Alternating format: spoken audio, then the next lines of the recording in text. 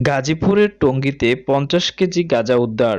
গাজীপুর জেলা প্রতিনিধি মোহাম্মদ সুলতান মাহমুদের পাঠানো তথ্য ও ভিডিওচিত্রে বিস্তারিত।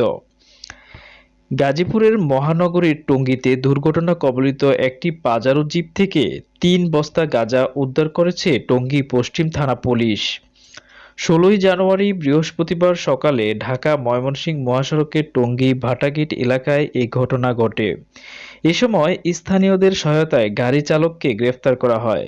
পুলিশ জানায়, ৩টি বস্তার ভিতরে ২৫টি বান্ডেল করা মাদক দ্রব্য গাঁজার পরিমাণ সর্বমোট ৫০ কেজি। গ্রেফতারকৃত চালক খোকন মিয়া লক্ষ্মীপুর জেলার রামগঞ্জ থানার কালিকাপুর গ্রামের আহমদুল্লাহর ছেলে। প্রত্যক্ষদর্শীরা জানায়, গাজীপুর থেকে ঢাকাগামী একটি পাজারো জিপ একটি কলেজ গেট এলাকায় একটি রিকশাকে চাপা দিয়ে পালানোর চেষ্টা করে। এ সময় একটি মোটরসাইকেল গাড়িটিকে ধাক্কা দিয়ে ধরার চেষ্টা করলে বাটাগেট এলাকায় এসে ইউটার্ন করে আবারও গাজীপুরের দিকে যাওয়ার চেষ্টা করে পাজারো গাড়িটি। দ্রুত গতিতে পালাতে গিয়ে নিয়ন্ত্রণ হারিয়ে রাস্তার পাশে আইসল্যান্ডে ধাক্কা লেগে দুর্ঘটনায় কবলিত হয়ে গাড়িটি।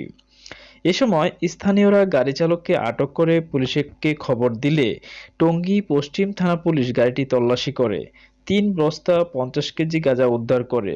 বিষয়টি নিশ্চিত করে গাজীপুর মেট্রোপলিটন পুলিশের উপ-পুলিশ কমিশনার অপরাধ দক্ষিণ এন এম নাসির উদ্দিন বলেন, পাজারো গাড়ি থেকে কস্টেপ মোড়ানো ২৫টি প্যাকেট ২ কেজি করে আনুমানিক ৫০ কেজি গাঁজা উদ্ধার করা হয়েছে ও একজনকে গ্রেফতার করা হয়েছে।